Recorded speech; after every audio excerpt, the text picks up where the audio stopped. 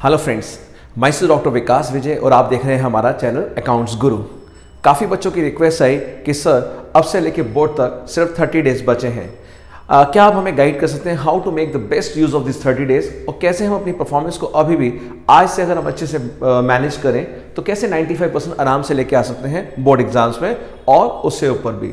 तो जैसा मैंने लास्ट वीडियो पोस्ट किया था 60 डेज पहले, यानी जब बोर्ड से पहले हमारे 60 डेज थे, वो आपने बहुत अप्रिशिएट किया और आपने बहुत अच्छे कॉम्प्लीमेंट्स दिए कि सर काफ़ी हेल्पफुल हुई। तो डेफिनेटली अब हमारी स्ट्रैटेजी चेंज हो जाएगी।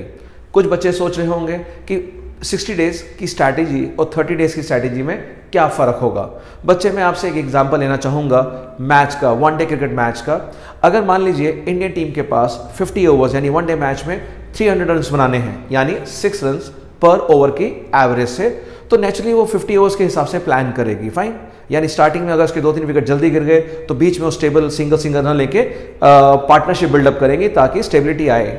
लेकिन अगर लास्ट के 10 ओवर में 80 रन चाहिए और सिर्फ 3 विकेट्स बची हैं या 4 विकेट्स बची हैं तो वो स्ट्रेटेजी चेंज हो जाएगी। इट मीन्स व्हाट, जिस तरह से वनडे मैच में ओवर बाय ओवर हमारी स्ट्रैटेजी चेंज होती है, उसी तरह से पढ़ने में एग्जामिनेशन के लिए जो आप तैयारी कर रहे हैं वहां भी डेज के हिसाब से स्ट्रैटेजी चेंज हो जाती है और करनी भी चाहिए। और अगर ये गलती आप करते हैं कि अब अपनी स्ट्रैटेजी को नहीं चेंज करते, सो डेफिनेटली फिर प्रॉब्लम आने वाली है। बिकॉज स्मार्ट वर्क और हार्ड वर्क यही होता है। जो बच्चे अभी तक 40-50% ला रहे होते हैं, अचानक 90% बोर्ड में क्यों लाते हैं? बिकॉज इन 30 डेज को उन्होंने बहुत बेस्ट ढंग से यूज किया होता है। और वहीं हमारे अच्छे बच्चे थोड़ी सी रॉन्ग प्लानिंग, रॉन्ग स्ट्रैटेजी की वजह से एवरेज थोड़ा सा उतना अच्छा परफॉर्म नहीं कर पाते जितना हम उनसे उम्मीद करते हैं। अगर आपने प्लानिंग में फेल कर दिया तो डेफिनेटली आपकी आउटपुट भी फेल हो जाएगी। तो हम सब जानते हैं कि what if you fail to plan then you plan to fail. तो जब हम इस बात को मानते हैं मैनेजमेंट के स्टूडेंट्स, तो क्यों ना अब अप्लाई करें इस 30 डेज में हमें क्या चेंज करना है स्ट्रैटेजी में, वो मैं आपसे डिस्कस करना चाहूंगा। उसके लिए मैं आपसे बताना चाहूंगा, अगर आज आप ये वीडियो देख रहे हैं आज, तो आपके पास जैन के 5 डेज बचे हुए हैं, फाइन, और फेब के 28 डेज बचे हैं और मार्च का 1 डे, बिकॉज हमारा इंग्लिश का एग्जाम 2 मार्च को होना है। तो मैं मान के चल रहा हूं 34 डेज है। हो सकता है ये आप वीडियो फेब में देखें तो 28 और 1 29 बचे हों। अगर 15 फेब को देख रहे हो तो 13 + 1 14 डेज बचे हों। और अगर मान लीजिए 25 फेब को देख रहे हैं तो डेफिनेटली 3 दिन फेब के होंगे और 1 दिन ये 4 दिन, यानी उसी हिसाब से आपने अपनी स्ट्रैटेजी को चेंज करना है।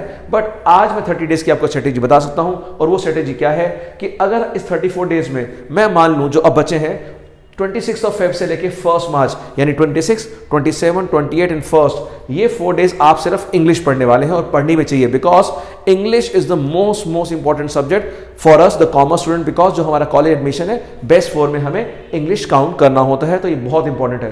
तो मैं मान के चल रहा हूं कि ये 4 दिन आप सिर्फ इंग्लिश पढ़ेंगे। अगर कुछ और पढ़ते हैं वो आपकी चॉइस है, बट मैं ये एज्यूम कर रहा हूं क्योंकि एजम्पशन के बेस पे ही हम स्ट्रैटेजी बना सकते हैं।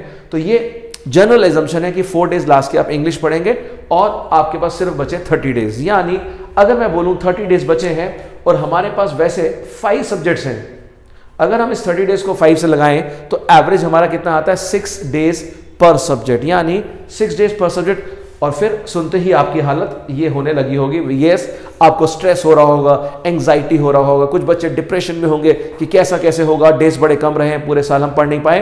तो मैं कहना चाहूंगा अगर आप ये वीडियो अगर देख लेते हैं तो फिर ये आपका हट जाएगा और डेफिनेटली आप ऐसे होने वाले हैं इस वीडियो को एंड तक देखने के बाद, रियली।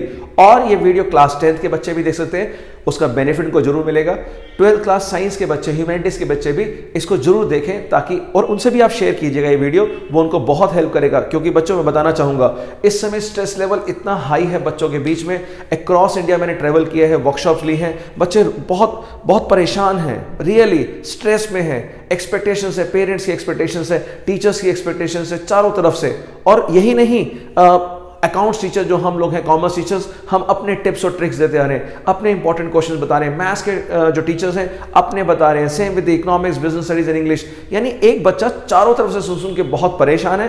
तो आज की ये वीडियो पूरा ओवरऑल सब्जेक्ट्स के लिए है। यहां मैं सिर्फ एक सब्जेक्ट को नहीं बताने वाला, ओवरऑल स्ट्रैटेजी डिस्कस करता हूं। तो चलते हैं, डिस्कस करते हैं how to score 95% next 30 days, and it is a best strategy जो एज अ आप मान सकते हैं 25 ईयर्स का एक्सपीरियंस है। थ्रू आउट इंडिया वर्कशॉप्स का और लाखों बच्चों को ट्रेन करने के बाद वो मैं आपसे शेयर करने वाला हूं। लेकिन आगे बढ़ने से पहले मैं वही पूछना चाहूंगा बच्चे, अगर अभी तक आपने हमारा चैनल अकाउंट्स को नहीं सब्सक्राइब किया तो प्लीज जल्दी से सब्सक्राइब कीजिए, जो रेड बटन है उसको क्लिक कीजिए और बेल आइकन को भी प्रेस कीजिए ताकि आने वाली और भी यूजफुल वीडियो आपको डायरेक्टली मिलती रहे। तो चलते हैं, तो बात करते हैं, हमारे पास 30 डेज बचे हैं और अगर हम कैलकुलेट करें 5 शेड्यूल के हिसाब से 6 डेज हैं। बट मैं ये कहना चाहूंगा इन डेज को स्टडी करते हैं बोर्ड की डेट शीट के साथ और फिर स्ट्रेटेजी में बताएंगे कैसे कैसे आपको इनको यूज करना है। देखिए बच्चे, हमारे पास इंग्लिश जो है वो बेसिकली हम 4 डेज ऑलरेडी इसको दे चुके हैं, तो मैं इंग्लिश के बारे में ज़्यादा बात नहीं करूंगा। मैं मान के चल रहा हूं कि हम इंग्लिश पढ़ते आए हैं, एग्जाम हमारे प्री बोर्ड तक डेली बेस पे हम पढ़ रहे हैं, लेकिन इंग्लिश के लिए हमने 4 डेज अलग से निकाल के रख दिए और भी अभी बताऊंगा कैसे 30 डेज में आपको इंग्लिश को भी पढ़ना है। बात करते हैं पहले अकाउंटेंसी की। 2 मार्च को आप पेपर देके आएंगे और 6 को अकाउंटेंसी का पेपर है, तो सिर्फ 3 डेज बचे हैं, यानी अगर हम देखें 3rd, 4th, 5th of March यानी 3 डेज।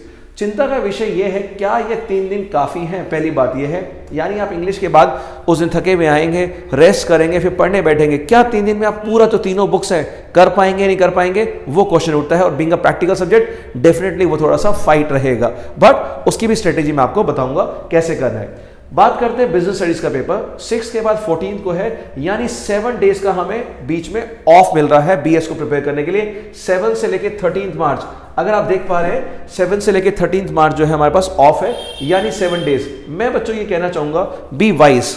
ऐसा नहीं मैं किसी सब्जेक्ट को अंडर वैल्यू कर रहा हूं या मैं कहूं कि नहीं ये इंपॉर्टेंट है, वो नहीं, बिकॉज सभी के 100 मार्क्स होते हैं और बिजनेस स्टडीज और इकोनॉमिक्स तो हमारे घर के ही सब्जेक्ट है। Because my elder brother mister Yogesh Vijay, आप सब जानते हैं, आपने वीडियो देखा भी होगा इकोनॉमिक्स का, हाउ टू स्कोर 100%। उनसे भी मैंने डिस्कस किया इसके बारे में इस वीडियो से पहले, और वो मानते हैं कि यस 7 डेज बिजनेस स्टडीज के लिए सफिशिएंट है, यानी उन 7 दिन में जब आप कुछ भी नहीं पढ़ेंगे, अगर सिर्फ बीएस पढ़ रहे हैं तो वो काफी है। दूसरी बात, इकोनॉमिक्स के लिए, मैथ्स के लिए बात करते हैं। मैथ्स के बच्चे हो सकता है सिर्फ 3 दिन है, यानी हमारा ये 3 डेज सिर्फ मैथ्स के लिए बचा है, बिकॉज बीएस का 14 को है, मैथ्स का 18 को है। तो जैसे अकाउंट्स में 3 दिन है, मैथ्स में भी 3 दिन है, प्रैक्टिकल में वो भी फाइट रहेगी, तो हो सकता है मैथ्स के बच्चे, ये वाले बच्चे बीएस के डेज में भी थोड़ा बहुत मैथ्स पढ़ लें सुबह या शाम को। बात करते हैं इकोनॉमिक्स के पेपर की 18 के बाद 27 है, यानी यहां पर सबसे ज्यादा छुट्टियां 9 डेज की, और हम जानते हैं पिछले सालों में भी इकोनॉमिक्स में हम काफी दिन देते हैं, तो ये 9 डेज तो मान लीजिए बहुत काफी है। और मैंने काफी टीचर से डिस्कस किया, वो कहते हैं सर 9 डेज में आराम से हो जाएगा। इट मींस व्हाट, ये जो इकोनॉमिक्स का है, ये हमारा जो है सब्जेक्ट ऐसा सब्जेक्ट है जिसको हम अगर इन 30 डेज में बहुत ज्यादा नहीं करते, मैं कहूंगा थोड़ा बहुत तो करना है, क्लासेस जा रहे हैं करिए, टेस्ट देने दीजिए, बट जो मेन फोकस है इकोनॉमिक्स का वो आराम से हो जाएगा। तो स्मार्ट बनिए, हार्ड वर्क नहीं कि अभी भी 4-4 घंटे 3 घंटे इन 30 डेज में हम किसी एक पर्टिकुलर सब्जेक्ट को दें जिसके लिए सफिशिएंट छुट्टियां हैं। तो ये बीएस और इकोनॉमिक्स के लिए मैं कहूंगा कि हम क्या कर सकते हैं, एक स्मार्ट वर्क अप्लाई कर सकते हैं कि हाँ भाई 7 डेज, और वो आपकी कैपेबिलिटी, आप किस लेवल पे हैं वो डिपेंड करेगा। मैं मान के चलता हूं कि ये दोनों सब्जेक्ट आपके अच्छे लेवल पे हैं, तो इन 2 सब्जेक्ट के बारे में हम उतना चिंता नहीं करेंगे जितनी चिंता मुझे अकाउंट्स और मैथ्स की है, बिकॉज ये 2 सब्जेक्ट में सिर्फ 3 डेज की ऑफ है। तो एज एक रीजनेबल मैं बताना चाहूंगा कि अगर आपका प्रैक्टिकल बहुत अच्छा है तो अलग बात है, स्ट्रगल कर रहे हैं तो इस 30 डेज में जो मुझे टाइम देना है वो टाइम देना है अकाउंट्स और मैथ्स को। ये 2 सब्जेक्ट मेरे बहुत स्ट्रांग होने चाहिए, बहुत ज्यादा, बिकॉज 4 डेज हम इंग्लिश के लिए दे चुके हैं। तीसरा मैं कहना चाहूंगा, अगर आप पढ़ना चाहते भी हैं इन 30 डेज में इको, इंग्लिश और बीएसटी, इसके लिए एक पर्टिकुलर टाइम पीरियड फिक्स कर दीजिए, यानी पूरे दिन में वो आपके दिमाग पे हावी ना रहे, स्ट्रेस या बर्डन बन के नहीं रहे कि 5-5 सब्जेक्ट है, 5-5 सब्जेक्ट में कैसे करूं। ये जो स्ट्रेस है ये हमारा खुद का बनाया हुआ स्ट्रेस है। मैं आपको सच्ची बता रहा हूं ये वाली बात के लिए कि स्ट्रेस कुछ भी नहीं होता। जिस तरह से सिचुएशंस को हम देखते हैं, जिस तरह की थॉट्स को हम परसीव करते हैं, वो स्ट्रेस में कन्वर्ट हो जाती हैं। तो स्ट्रेस हमारी खुद की बनाई चिंता है, तो ये चिंता आप खत्म कर दीजिए कि अगले 30 डेज में चिंता कीजिए मेरे सिर्फ 2 सब्जेक्ट है जिनमें मुझे ध्यान देना है, यानी इन तीनों को भी पढ़ना है, बट एज अ बर्डन नहीं, एज एंजॉय करके कि इसके लिए मेरी स्ट्रैटेजी बनी हुई है। बट हाँ, ये 2 सब्जेक्ट जो है मुझे परेशान करने वाले हैं अगर मैंने प्रैक्टिस नहीं करी।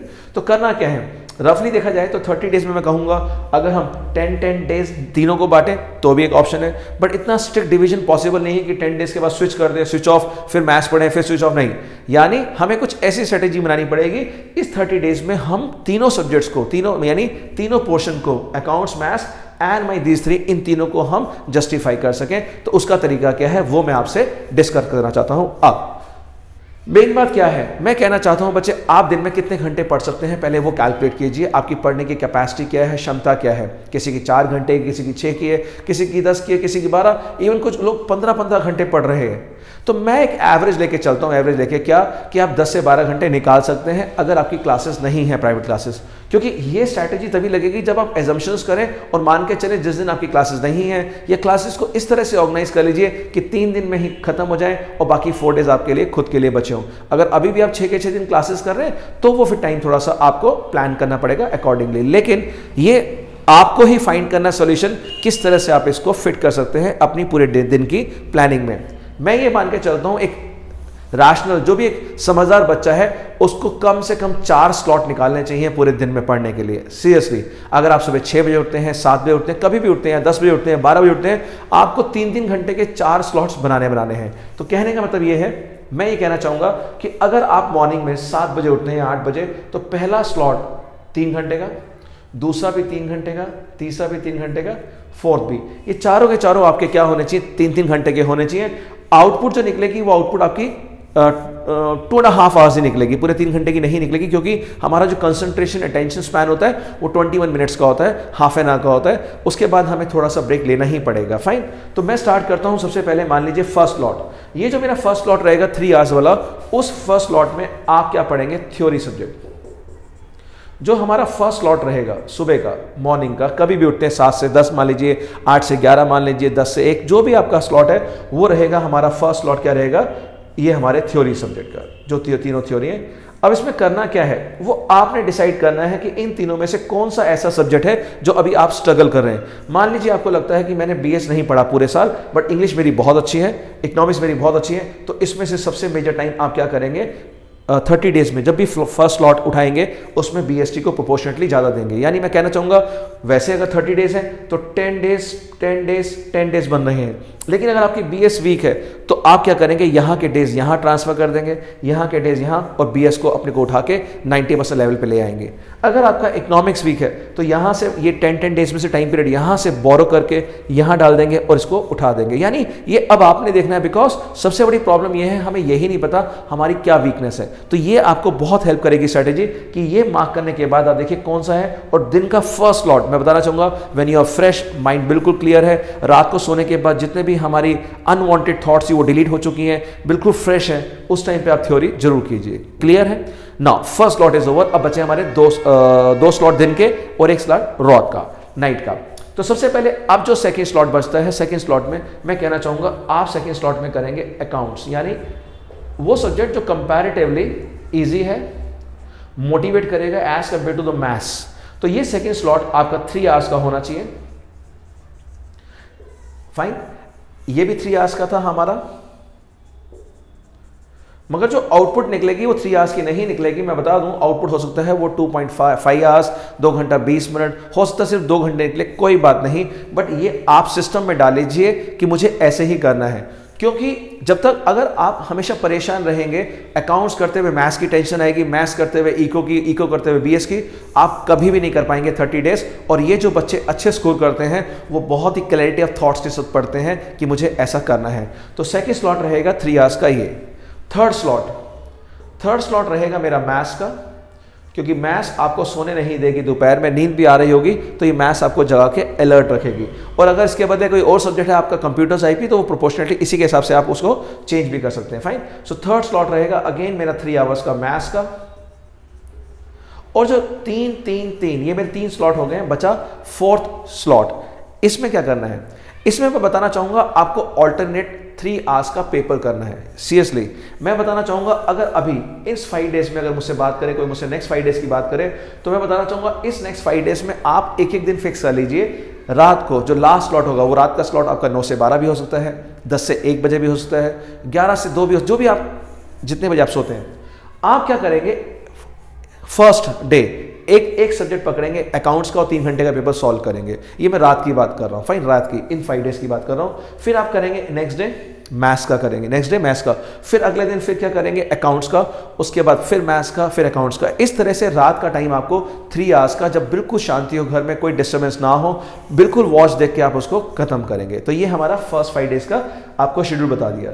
जब आप फेब में आएंगे, फेब के अंदर क्या करना है, रिवीजन पैटर्न को चेंज करना पड़ेगा थोड़ा सा। कैसे? क्योंकि आप थोड़े दिन अभी कर लिया, अब आपको पता लग गया कि मैं कैसा परफॉर्म कर रहा हूं इसके अंदर, तो बीच में हो सकता है वो आपका 5 फेब हो सकता है वो 10 फेब हो, कहीं भी बीच में आके आप क्या करेंगे, मॉर्निंग का जो टाइम है 10:15 यानी 10 बजे और 10:15 बजे आप बैठेंगे पेपर्स करने के लिए as per the board schedule. ये जो मैंने 5 डेज कहा, ये तो आपको 5 डेज रात के लिए आपको मैंने कहा है, 5-6 डेज या 7 या 10 डेज रात को आप करते रहिए। बट उसके बाद मॉर्निंग में आप ठीक 10:15 वैसे ही बैठेंगे पेपर करने जैसे आप बोर्ड का एग्जाम लिखते हैं। 15 मिनट रीडिंग टाइम और 10:30 आप पेपर करेंगे और ठीक 1:30 बजे आप उसको फिनिश कर देंगे, लाइन ड्रॉ कर देंगे कि मेरा पेपर खत्म हो गया। चाहे 6 मार्क का छूट गया हो, 8 मार्क का छूट गया हो, कोई फर्क नहीं पड़ता। बट वो जो साइकोलॉजिकली क्लॉक है जो आपकी बोर्ड की, आपको समझ आएगा कि अगर आप अकाउंट्स का पेपर कर रहे हैं, 10:15 आपको 15 मिनट रीडिंग टाइम मिला है, तो उस रीडिंग टाइम में आपको 23 क्वेश्चंस आते हैं बोर्ड में, और 23 क्वेश्चन अकाउंट्स में 9 क्वेश्चन चॉइसेस हैं। तो अब आप जब पेपर सॉल्व कर रहे हैं तो आपको एक स्ट्रैटेजी बनानी पड़ेगी कि मैं पहले 15 मिनट में मैंने रीडिंग कैसे करी। अच्छा, पहले हाफ एन आवर में जब आपने पेपर सॉल्व किया तो क्या आपने पार्टनरशिप के बड़े क्वेश्चन से स्टार्ट किया, शेयर से स्टार्ट किया, कैश फ्लो से स्टार्ट किया और फिर लास्ट में छोटे किए? तो क्या इस स्ट्रैटेजी में वो आपको सूट किया? कहीं पेपर छूट तो नहीं गया, कहीं कुछ घबराहट तो नहीं हुई, कहीं कुछ किसी क्वेश्चन में ज़्यादा टाइम तो नहीं लग गया? ये सब चीज़ें आपको कब समझ आएगी? जब आप सेम बोर्ड एग्जामिनेशन के टाइम के हिसाब से करेंगे। फाइन। तो आप स्टार्टिंग के डेज में 10:15 यानी 10 बजे जो पेपर जब हम बैठेंगे वो सॉल्व करेंगे। एक दिन अकाउंट्स का, एक दिन मैथ्स का, एक दिन अकाउंट्स का, एक दिन मैथ्स का, यानी कुछ दिन तक हम ये 2 सब्जेक्ट्स के पेपर सॉल्व कर रहे हैं। फाइन। आते आते मान लीजिए 10 फेब तक, 12 फेब तक, 15 फेब तक आपका कॉन्फिडेंस बन गया और अब आपने कुछ पेपर्स नाइट को भी कर लिए, कुछ पेपर्स आपने दिन में भी कर लिए और कुछ पेपर के साथ आपने एक्सपेरिमेंट कर लिया। कैसे? अगर अकाउंट्स की बात करें तो पार्ट ए पार्ट बी है। हो सकता है आपने पहले पार्ट बी पूरा किया हो और पार्ट ए रिवर्स किया हो। कुछ बच्चों ने हो सकता है पहले पार्टनरशिप वाली यानी क्वेश्चन 1 से लेके 17 पहले किया हो और बाद में रिवर्स किया हो पार्ट बी, कैश फ्लो से लेके क्वेश्चन नंबर 18-19 तक। Any order, any permutation combination, वो आप इन 10 पेपरों में कर सकते हैं एक्सपेरिमेंट, और फिर नोट डाउन कर लीजिए कौन सा आपको बोर्ड के अंदर कंफर्ट फील कराएगा, कौन सा सिस्टम आपको, कौन सा पैटर्न आपको सूट कर रहा है। फाइन। नाउ उसके बाद हम करेंगे मॉर्निंग में 10:15 में हमारे थ्योरी के पेपर्स, यानी हमें इनको भी इग्नोर नहीं करना। मैं बिल्कुल नहीं कहना चाहता कि मेरे ये सब्जेक्ट इग्नोर हो, क्योंकि हमारा एक लर्निंग कर्व है जो मैं हमेशा वर्कशॉप में बोलता हूँ, ये हमारा लर्निंग या मेमोरी ग्राफ होता है।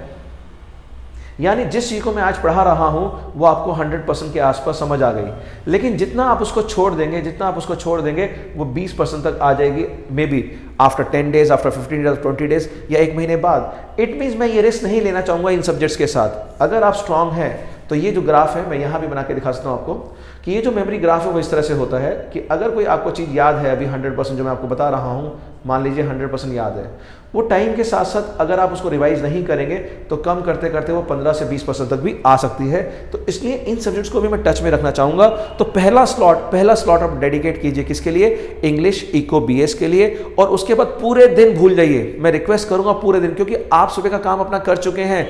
हम क्या होता है, परेशान रहते हैं पूरे दिन, शाम को भी कभी BS, कभी इको, कभी ये नहीं, हम सुबह उसके साथ जस्टिफिकेशन कर चुके हैं, ड्यू मेहनत कर चुके हैं जितना उसको मेहनत करना पड़ेगा। फाइन। तो ये हमारा अकाउंट्स भी हो गया, मैथ्स भी हो गया और ये तीनों सब्जेक्ट भी हो गए। बात आती है क्या? अपने आप को मोटिवेट करने की। बच्चे इस समय क्या है, स्ट्रेस लेवल बड़ा हाई होगा, हर कोई आपसे क्वेश्चन करेगा आपकी पढ़ाई कैसी चल रही है, आप कैसा पढ़ रहे हैं, पेरेंट्स आते जाते आपसे पूछेंगे और सब बढ़िया चल रहा है, कैसी चल रही है।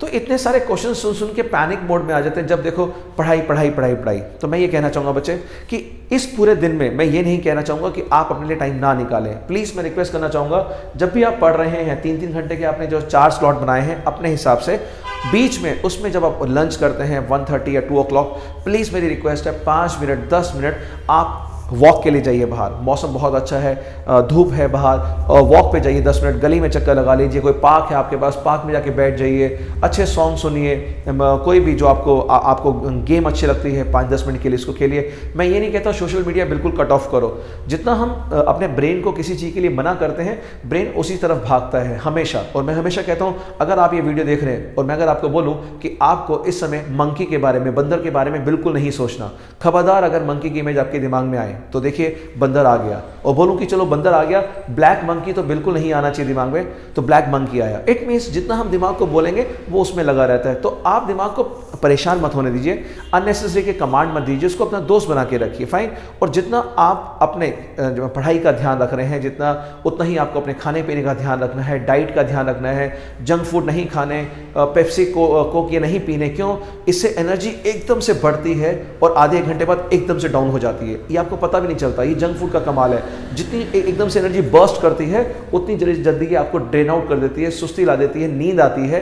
कई बच्चे मुझसे पूछते हैं मेरी वर्कशॉप में, सर हमें नींद बहुत आती है। वो रीज़न है जंक फूड, वो रीज़न है हमारा ये जो हमारे सॉफ्ट ड्रिंक्स हैं, इनको अवॉइड कीजिए और हेल्दी डाइट लीजिए और हल्का खाइए, हैवी मत खाइए।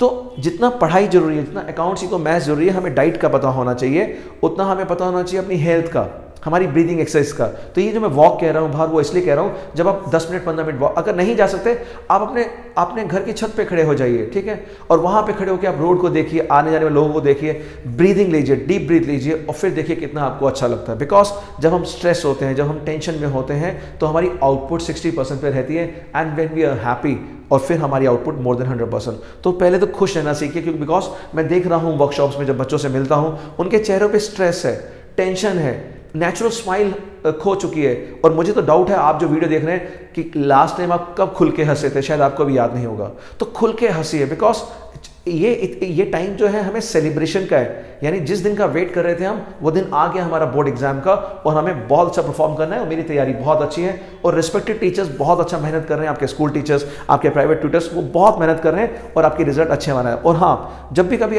कोई आपसे पूछता है कि आपकी तैयारी कैसी चल रही है, तो मैं तो यही कहूँगा, उसको बस यही कहना है कि I am giving my best, यानी मेरा जितना पोटेंशियल है मैं उसका बेस्ट दे रहा हूँ, this is my peak performance. और उसके बाद आप भूल जाइए, और डेफिनेटली अपने आप से आप क्वेश्चन पूछिए कि जो मेरा बेस्ट ऑफ बेस्ट है, अगर वो मैं दे रहा हूं, फिर मुझे किसी की चिंता नहीं है। तो ये वीडियो है 30 डेज को कैसे यूज करें, मेन पॉइंट हम डिस्कस कर लेते हैं। सबसे पहले हम डिस्कस कर रहे हैं क्या, इन तीनों सब्जेक्ट्स को हम सिर्फ एक मॉर्निंग का स्लॉट दे रहे हैं, बाकी पूरा दिन हम इसको अकाउंट्स मैथ्स को दे रहे हैं। 2 स्लॉट हम देंगे पढ़ने के लिए। फर्स्ट जो सेकंड स्लॉट है हमारा, फर्स्ट स्लॉट तो हो चुका, सेकंड स्लॉट अकाउंट्स का 3 घंटे का, सेकंड स्लॉट कोई भी 3-3 घंटे जो आपको अपने टाइमिंग के हिसाब से, सेकंड स्लॉट मैथ्स का, और लास्ट का एक स्लॉट रहेगा प्रैक्टिस करने का, पूरा 3 घंटे का पेपर अकाउंट्स और मैथ्स, फाइन। मगर ये जो पेपर्स पूरे हैं वो तब करने हैं जब आप पहले मैन टू मैन मार्किंग मेरा कर चुके हैं, टेक्निक उसका वीडियो भी है, उसको करने के बाद पूरा पेपर सॉल्व होगा। बिकॉज फर्स्ट टाइम में पूरा पेपर सॉल्व नहीं हो पाता, हम डिमोरलाइज हो जाते हैं। तो पहले वो मैन टू मैन मार्किंग जो हमने chapter wise, topic wise, marks wise कराए, उसको करना है, उसके बाद यहाँ आना है। सो आई होप ये आपको वीडियो अच्छा लगा होगा, और इसके अंदर की डिटेल्स और भी, और जो बातें हैं वो मैं आने वाले वीडियोस में आपको और भी डिस्कस करता रहूंगा। तो मैं डॉक्टर विकास विजय बेस्ट विशेष देता हूं इन 30 डेज के लिए। अभी से स्ट्रेटेजी बनाइए, यूज कीजिए, लिखिए, और अगर आपको इसमें थोड़ा बहुत मॉडिफिकेशन करना है अपने हिसाब से, तो वो भी मॉडिफिकेशन आप कर सकते हैं। ये मैंने आपको एक जनरल आपको गाइडलाइंस दी है, fine. So bye bye, take care, best wishes, और मिलते हैं जल्दी नेक्स्ट वीडियो में।